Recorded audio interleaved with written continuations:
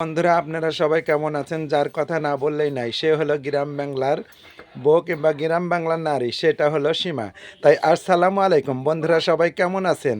এবার সীমা একলা একলা চুরি করে কি মাখা খাচ্ছে ভাই, দেখেন আপনারা, উনিই বলবে কি মাখাচ্ছেন আপনি।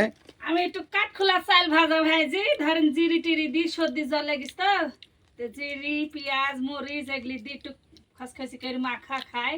আপনার শাশুড়ি আম্মা কই আপনি লুক লুক করে চুরি করে এগুলি মাখা খাচ্ছেন নাকি? শাশুড়ি আম্মা দাঁত নাই তো শাশুড়ি আম্মা খাইতে পারবে না, ওর লাগে আনছি যে ওকে একটু পাতাতে চাইল ডইলি দিন ও খাবে নি। তাই? আর এগুলি কার জন্য মাখাচ্ছেন? এগুলি আপনি যদি খান আপনি খো দিব, আমি ওইটুক খাবো, খেয়ে পানি খাবো। বর্ষা লাগা দিন চাল ভাজা খেতে অত্যন্ত সুস্বাদু। যারা খাওয়ার ইচ্ছুক তারা আসবেন, আর যারা খাওয়ার ইচ্ছুক না তারা কমেন্টে জানাবেন, কারণ এই চাল ভাজা কিন্তু খুব ভালো লাগে এবং মজা লাগে।